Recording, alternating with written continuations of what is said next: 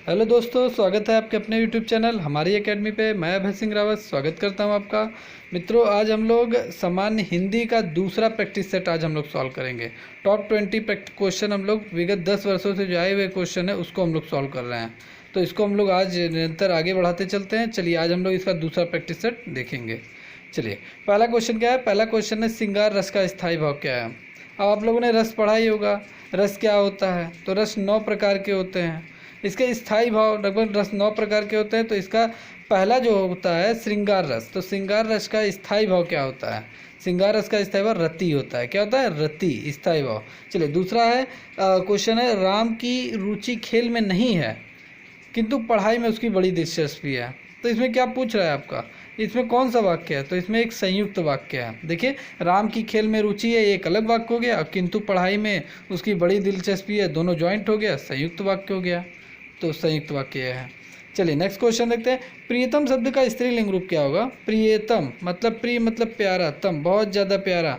इसका स्त्रीलिंग शब्द क्या होगा? प्रियतम तो पुल्लिंग है, इसका स्त्रीलिंग होगा प्रियतमा। प्रियतमा मतलब सभी की प्यारी, प्रियतमा। चलिए, नेक्स्ट देखते हैं। सच्चरिता का किस मूल शब्द से मिलकर बना है? सच धन रित्रा, यहाँ तो देखने से ही पता चल रहा है। सच मतलब जो सच्चा है, और इत्रा जिसके चरित्र अच्छे हैं। तो सच्चरिता किन दो शब्दों से मिलकर बना है? सच धन चरित्र मतलब सच्चरित्र शब्दों से मिलकर बना है। सच्चरित का ही सचित्रता कर दिया गया है, मतलब ता बढ़ा दिया गया है। तो मूल शब्द इसका क्या था? सच्चरित्रता था। चलिए, अगला देखते हैं। उपन्यास से संबंधित के लिए एक शब्द क्या होगा? मतलब जो उपन्यास लिखता है उसके लिए एक शब्द क्या होगा? उसे हम क्या कहेंगे शॉर्ट फॉर्म में, एक शब्द में? तो इस क्या कहेंगे? औपन्यासिक। उपन्यास से संबंधित औपन्यासिक। जैसे कोई उपन्यास लिखता हो तो उसे हम क्या कहेंगे? अरे यार, वो औपन्यासिक है। औपन्यासिक मतलब उपन्यास लिखने वाला। तो इसका राइट आंसर क्या होगा? औपन्यासिक। उपन्यास, उपन्यास क्या होता है? नॉवेल, जो सभी बड़ी बड़ी कहानियाँ लिखी जाती हैं, कोई इतिहास से संबंधित, वो उपन्यास होता है। चलिए, अगला देखते हैं।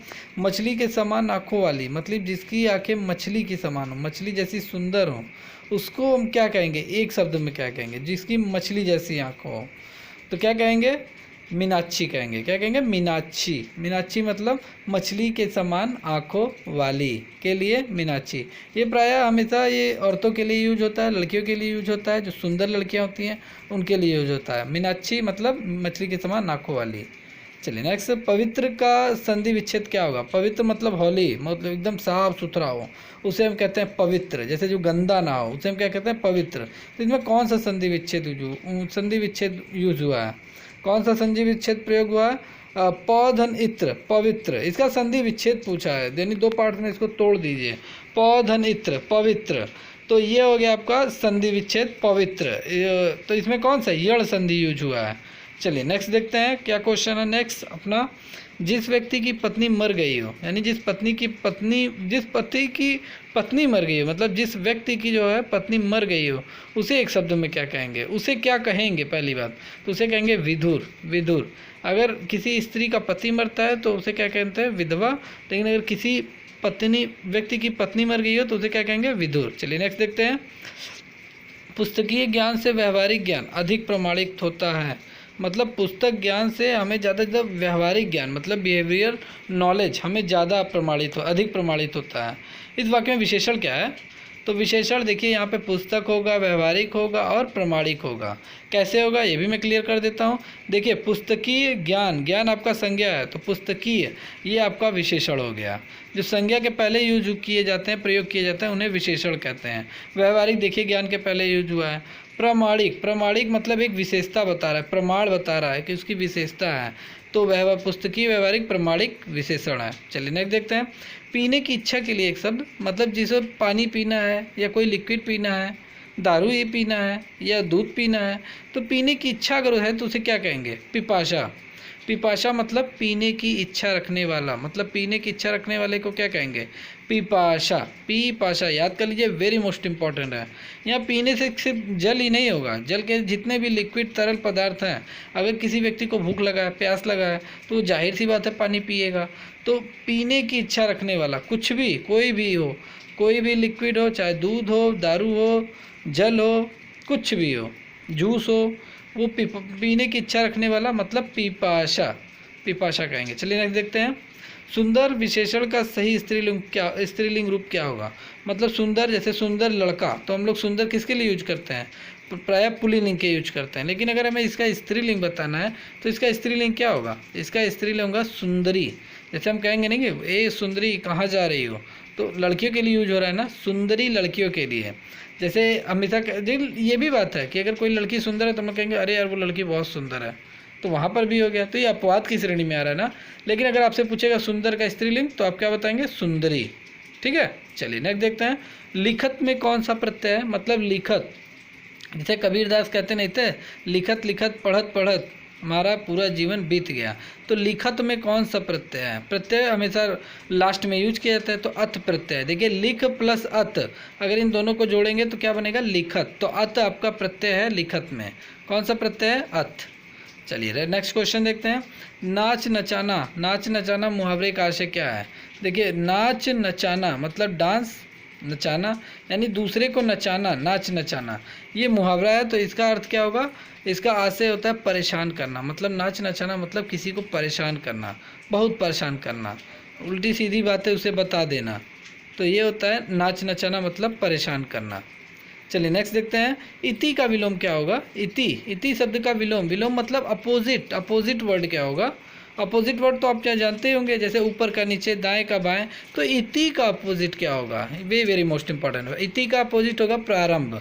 कैसे, आपको ये भी मैं क्लियर कर देता हूँ। जैसे आप कार्ड देखते होंगे, कार्ड क्या, कोई भी न्यूज़ चैनल अगर आप देखिए, संस्कृत न्यूज़ चैनल, तो उसमें कहता है इतिश्री।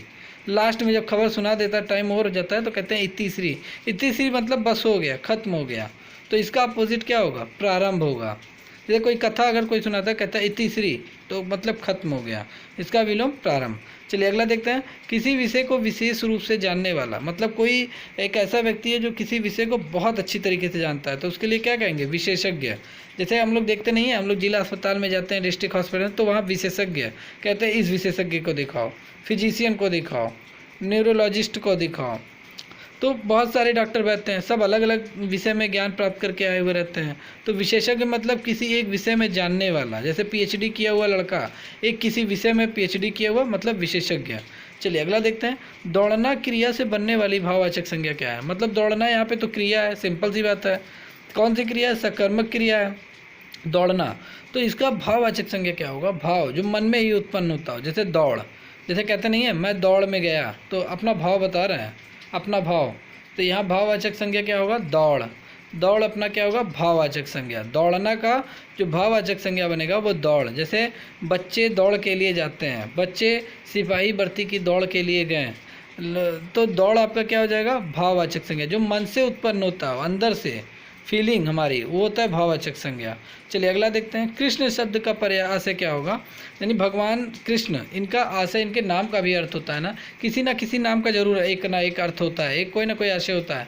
तो भगवान कृष्ण के नाम का आशय क्या होगा, वासुदेव। वासुदेव प्लस माधव, माधव गहरा नीला रंग, ये सभी होगा, उपयुक्त सभी। तो इसका राइट आंसर क्या होगा, उपयुक्त सभी। मतलब कृष्ण भगवान का आशय जो होगा वो वासुदेव भी होगा, माधव भी होगा, गहरा नीला रंग। तो क्लियर है। देखिए ये पर्यायवाची भी है और इसका आशय भी है, तो ये होगा उपयुक्त सभी। चलिए अगला देखते हैं, जलज किस शब्द का पर्यायवाची है, जलज। अच्छा जलज देख सुनने से ही हमारे माइंड में क्या क्लिक कर रहा होगा कि कमल। कमल हम लोग बचपन से पढ़ते हैं, कमल का पर्यायवाची जलज। लेकिन और किस किस शब्द का पर्यायवाची है, तो जलज आपका चंद्रमा का भी पर्यायवाची है, शंख का भी पर्यायवाची है। शंख जो कथा समाप्त होने पर कथा करते समय पंडित जी जो बजाते हैं, एक शंख बजाते हैं, तो उसे हम क्या कहते हैं, आप सभी लोगों ने देखा होगा। तो शंख का पर्यायवाची जलज होता है, कमल का पर्यायवाची जलज होता है, और चंद्रमा भगवान का भी पर्यायवाची जलज होता है। तो इसका राइट आंसर क्या होगा, इसका राइट आंसर होगा मित्रों उपयुक्त सभी, चंद्रमा शंख कमल। चलिए नेक्स्ट देखते हैं, बहाव शब्द किस संज्ञा का उदाहरण है। बहाव, बहाव मतलब कैसा शब्द है, तो ये किस शब्द संज्ञा का उदाहरण है, ये भाववाचक संज्ञा का उदाहरण है। भाववाचक संज्ञा जो मन से उत्पन्न होती हो, मन से हमारी फीलिंग उत्पन्न होती हो, तो ये भाववाचक संज्ञा का उदाहरण है। बहाव, जैसे पानी का बहाव बहुत तेज है। चलिए अगला देखते हैं, ह वर्ण का उच्चारण स्थान क्या है। मतलब हमारे जो हिंदी अल्फ़ाबेट में अगर हम देखेंगे आ से ज्ञा तक वर्ड यूज होता है, तो हा एक ऐसा वर्ड है, इसका उच्चारण क्या स्थान क्या है, कंठ है, मूर्धन्य है, तालु है, क्या है, कंठ है। ये हमारे कंठ से बोली जाती है। जैसे हम लोग बोलते हैं क, तो क यानी कंठ से उत्पन्न हो रहा है। हा, तो हा भी हमारे कंठ से उत्पन्न हो रहा है।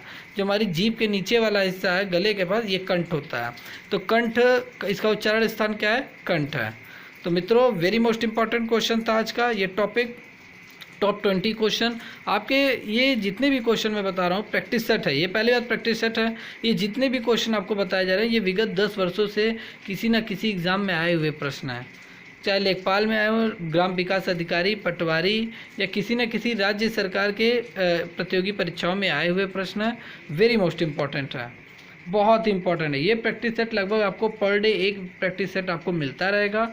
20 क्वेश्चन का आपको पर डे प्रैक्टिस सेट मिलता रहेगा।